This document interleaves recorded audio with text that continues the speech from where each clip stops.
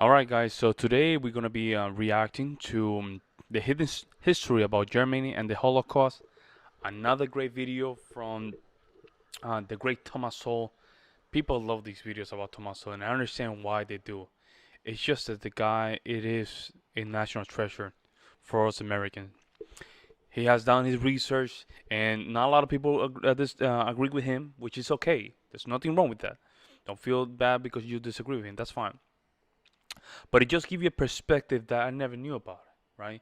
The only thing I got in the public schools was a lot of propaganda and a lot of things that sounded too good to be true. Okay, so now he just presenting some facts that right now I'm just fascinated by it.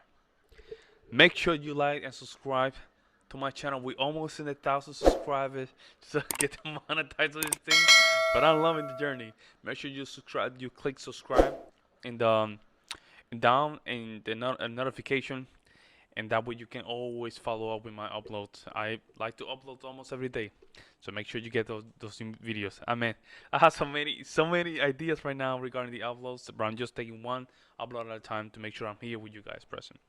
Thomas Sowell, the hidden history about Germany and the Holocaust. Let's see.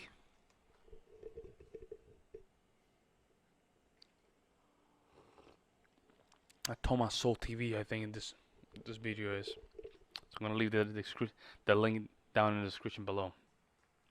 Subscribe. Fanatical nationalism was at the heart of the Nazi creed.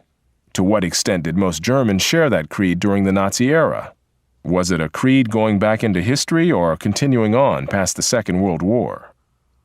Patriotism has been common to peoples around the world, particularly in wartime, and especially when people have been led to believe that their country has been attacked.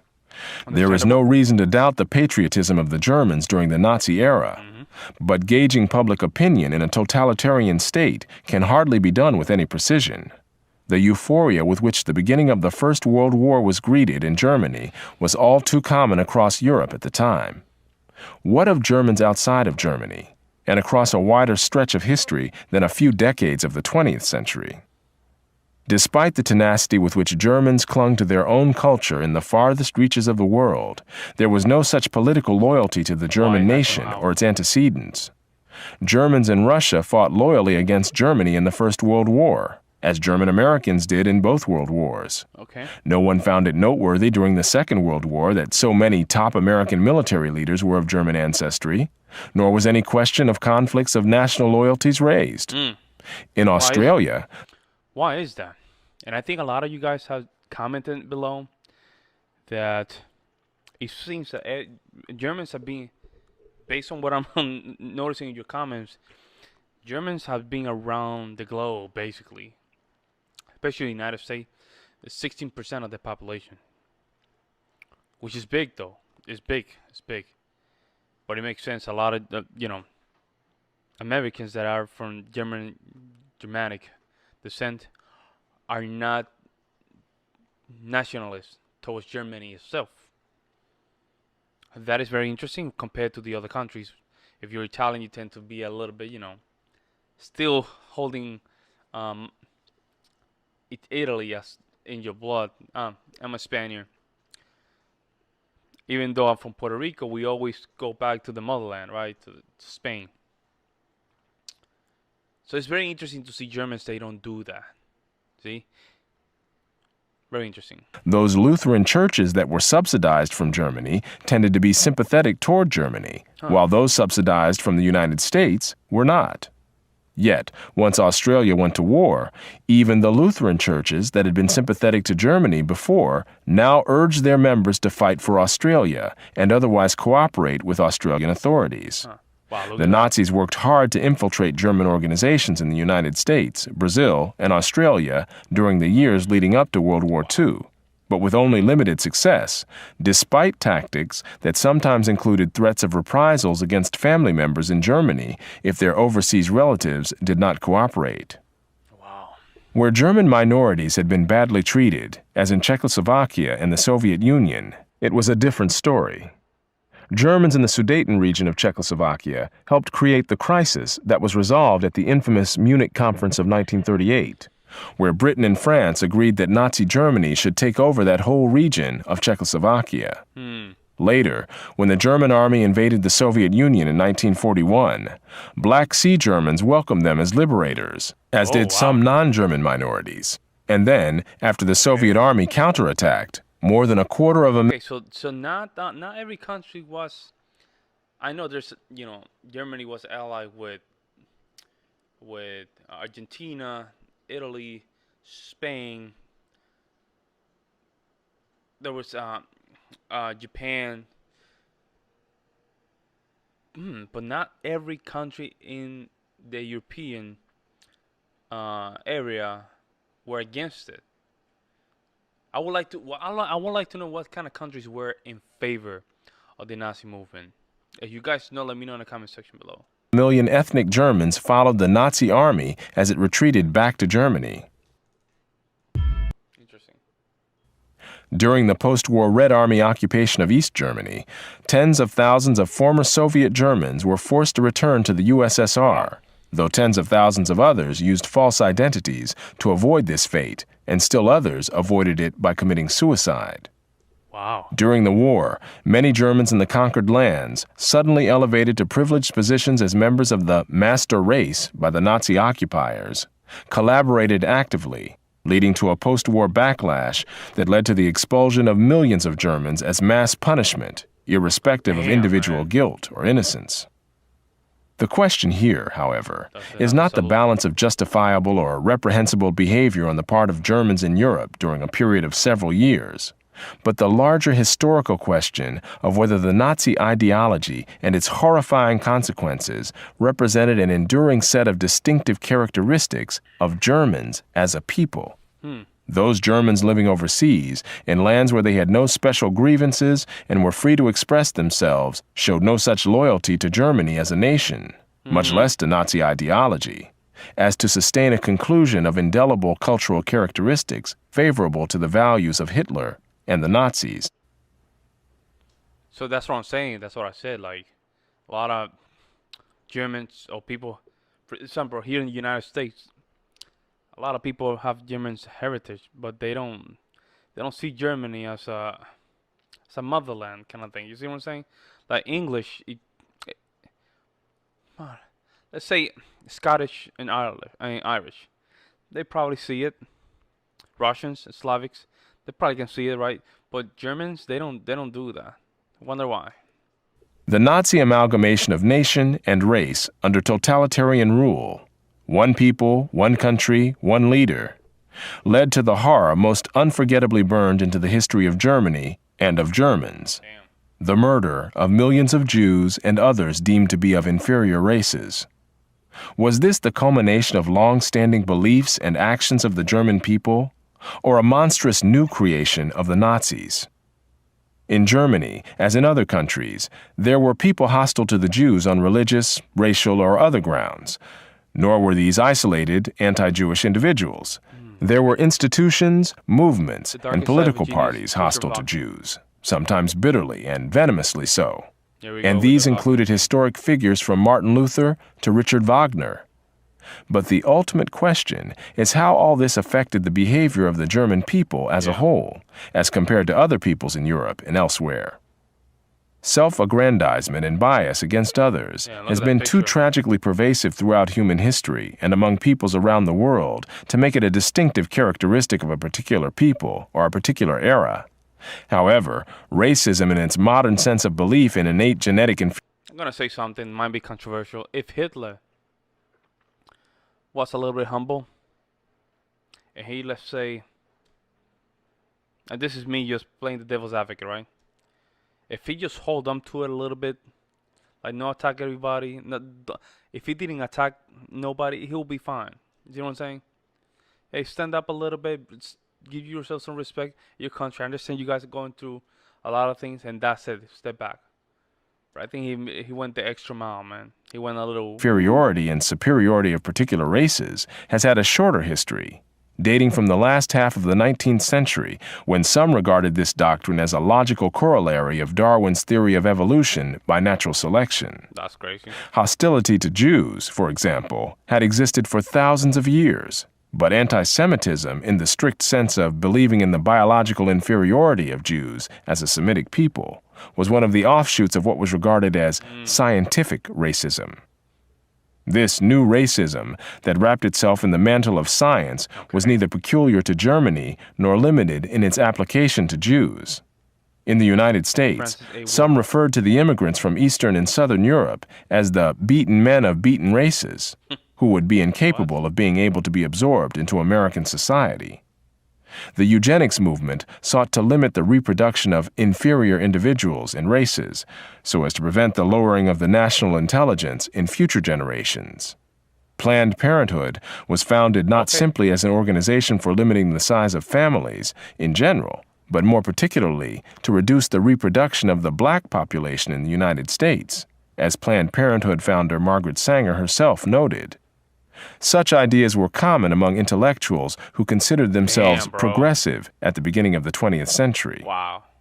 Ironically, although the logical corollary of this genetic determinism was that national IQs would fall over time, as less successful people with generally lower IQs tended to reproduce at a higher rate than more successful people with higher IQs.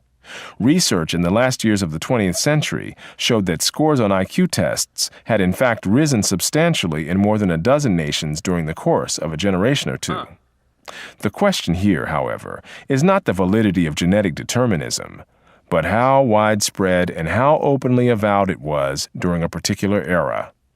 Germans were neither exempt from nor unique in their susceptibility to this doctrine.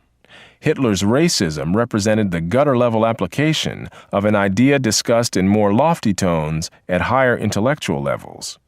High intellectual levels.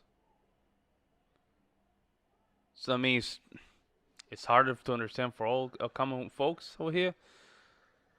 I mean, this is entering into a realm that does require a very serious conversation that I'm not equipped to. Right, I'm not equipped to have this kind of conversation, but it's very interesting to see this perspective. Okay, you see, you catch my drift.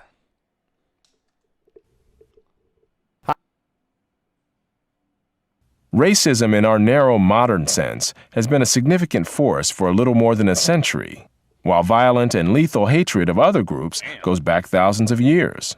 There were pogroms against Jews in Europe and similar mass slaughters of Chinese minorities in Southeast Asia, centuries before most people had ever heard of genetics. What, then, has been the record of Germans in this longer and broader history of intergroup hostility, discrimination, and violence? Comparing Germans with other Europeans for the sake of convenience, it seems clear that whatever differences there were historically tended to show the Germans not as intolerant as most Eastern Europeans, for example, toward the Jews.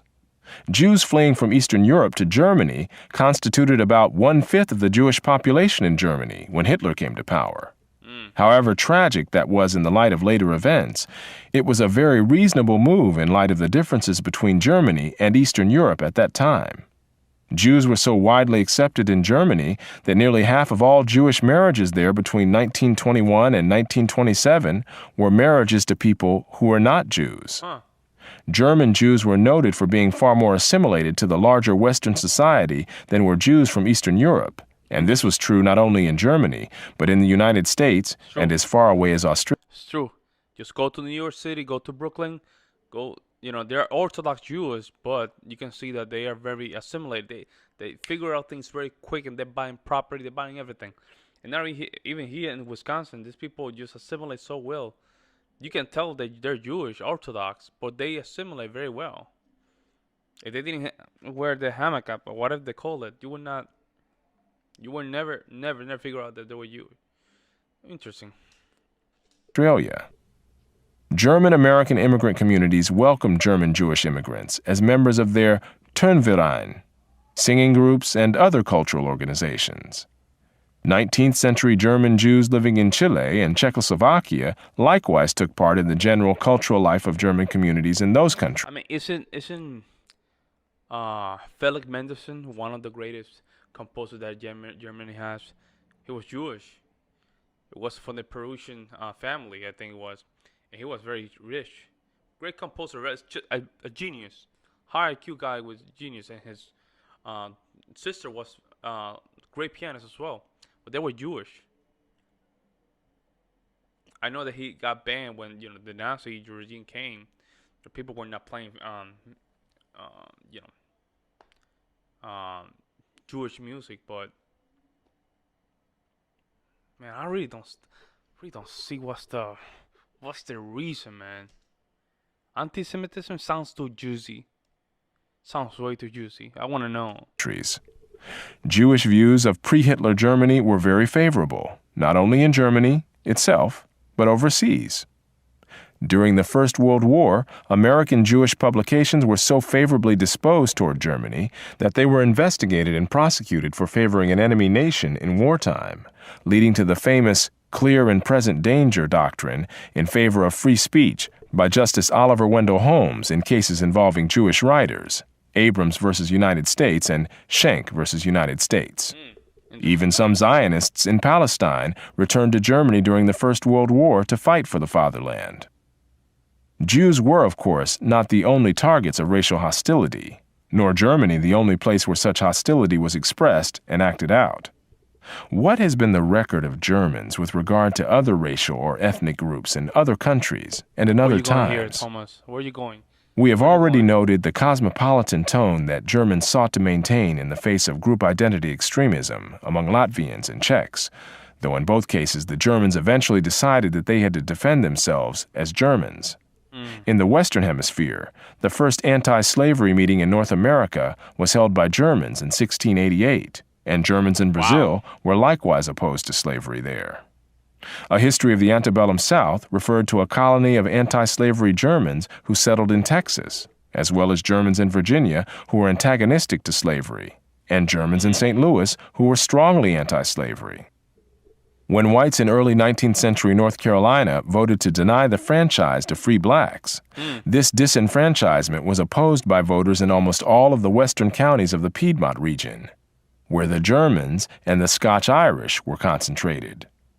While Germans were split on many of the complex issues revolving around race and slavery, no prominent German-American leader was pro-slavery, and, when the Civil War came, the large German population in Missouri was credited with keeping that state in the Union, despite many Confederate sympathizers, among other Missouri was German. I didn't know that.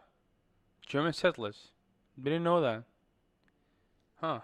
Missourians. As for relations with the indigenous population of the Western Hemisphere, Germans were noted for getting along with the Indians better than other Europeans did, though all had clashes with the indigenous peoples at some point or other. Germans in Paraguay likewise treated the indigenous people in a more conciliatory manner than other Europeans had. In Australia, Germans established missions to help the Aborigines. As noted in an earlier essay, in the German colonies in East Africa, slave traders were hanged on the spot when they were caught in the act. The history of pre-Hitler Germans, whether at home or abroad, can readily stand comparison with that of most Europeans, just as the record of Europeans can stand comparison with that of most other races around the world. That is what makes what happened under Hitler and the Nazis even more chilling. If this could happen with Germans, it could happen with any other people. There were anti-Semites in Germany, as in other countries, and their words can now be read as alarming warnings in light of our knowledge of what lay ahead. But there was little at the time to serve as a credible warning of such a monstrous and almost inconceivable. But what makes it so quick, right? What made it? If that was the case, Thomas, I'm not. Thomas, I think the question has to be, what made it so fast to get to that point? Are you following, Thomas? What made Hitler get to that point? That's what I want to know. What's the reason? Unbelievable event as the Holocaust. That's what I want to know. I want to know that. Even if we confine the question to those Germans living in Germany during the fatal dozen years of the Nazi regime, the issue is whether the Germans of that era, or even those particular Germans whose votes put Hitler in power, were attracted to him for his racist agenda. In elections held from 1871 through 1928, German political parties explicitly devoted to anti-Jewish principles reached a high of 7% of the vote and a low below 1%. These parties included, but were not limited to, the Nazis. A study of anti-Semitism in Germany concluded, by 1914, the anti-Semitic parties were practically defunct and their press was in ruins. Hitler's speeches during the election campaigns of 1928, 1930, and 1932 made no specific proposals on what he intended to do about Jews. He apparently did not see German public opinion as ready for any of the actions that he would, in fact, later take against the Jews. When the desperation of Germans in the face of severe economic and social crises created by the worldwide Great Depression of the 1930s elevated Hitler from a fanatic in the streets to a dictatorial ruler, the die was cast, fatally. From that point on, it no longer mattered what most other Germans thought, whether about race or war or anything else. But before then, when voters in Germany had their last free choice, what were Hitler's supporters supporting? What did they know, and when did they know it? A study that attempted to answer these questions concluded, middle class and other voters did not vote for Hitler because he promised to exterminate European Jewry. Neither did they vote for him because he promised to tear up the Constitution, impose a police state, destroy labor unions, eradicate rival political parties, or cripple the churches. Even Hitler's Mein Kampf did not forecast these events. During the years leading up to the Second World War, Hitler moved against the Jews in orchestrated stages, allowing him to gauge the extent to which German public opinion supported his actions. A Nazi-sponsored boycott of Jewish stores in 1933 failed so badly that it was called off after 4 days, rather than have it be an ongoing fiasco. Even after 5 years of anti-Jewish propaganda in Germany, when the Nazis in November 1938 unleashed Kristallnacht, the Night of Broken Glass, featuring violence against Jews, their homes, and their businesses, the negative reactions of Germans, including some Nazi party members, led Hitler to proceed against the Jews thereafter with as much secrecy as possible. Wow. So people from the Nazi party, some of them were against that. Okay.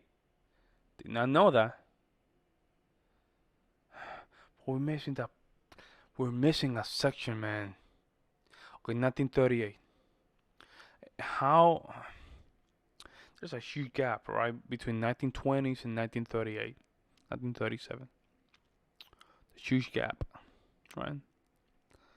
I want to get into that gap.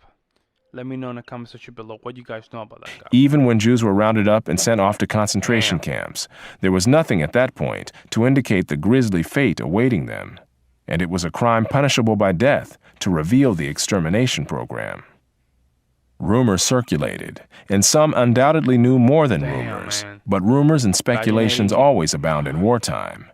Moreover, even those who were certain of what was happening had no ability to stop it in a totalitarian state, and they and their families could pay with their lives for publicly protesting.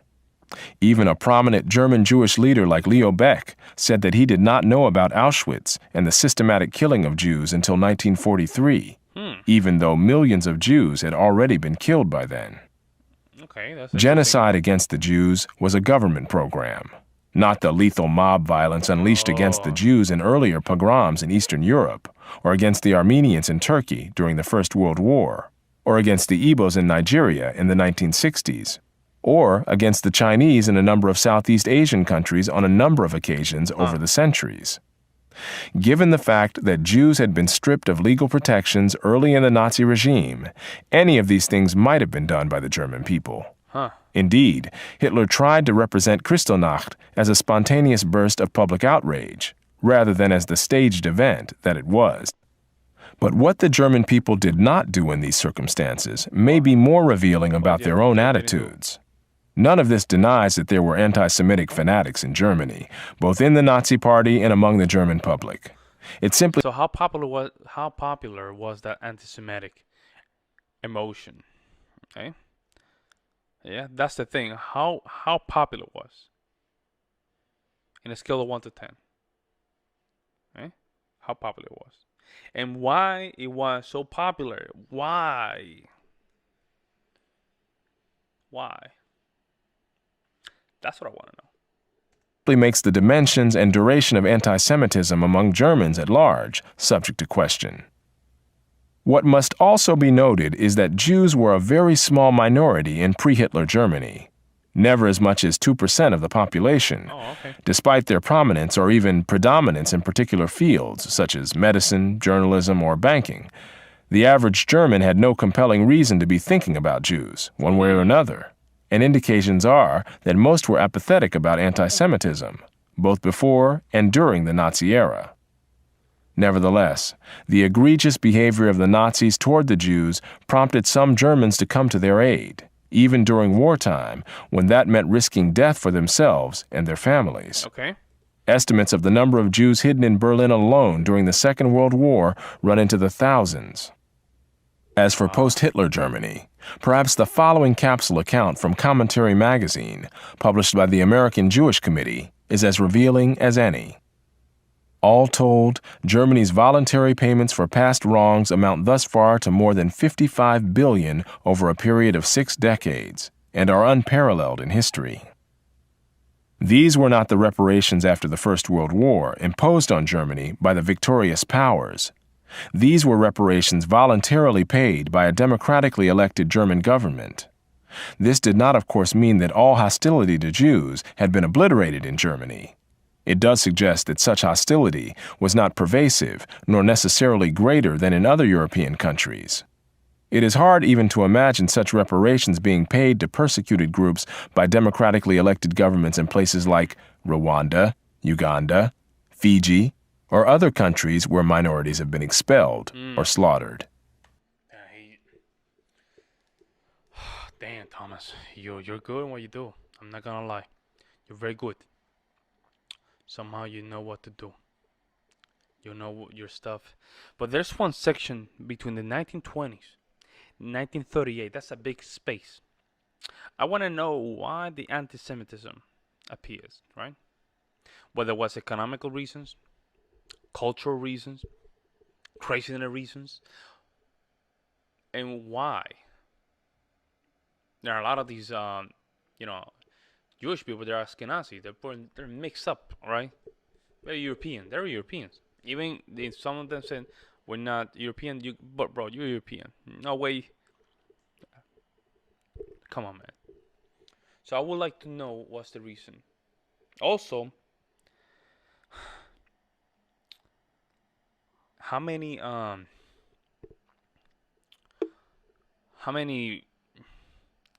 JEW people got killed? That's something that I would like to know. I cannot say it because I seen other channels, closed down because they mentioned that thing too much. But I think it will be important to notice that why would be the main concern, or why that gap is not covered that much, right? 1920 to 1938. Sad, but it was a sad time, I know, but damn, man. Why people like this rised and became this monstrosity, quote unquote, right? And why it happened. I mean, you had the First World War, your country's destroyed, we get it. Now you have the Second World War, it's just basically Germany pushing back, saying, "Hey, we're gonna respect ourselves." Don't. But why the Holocaust, right? I don't know. Make sure you like and subscribe.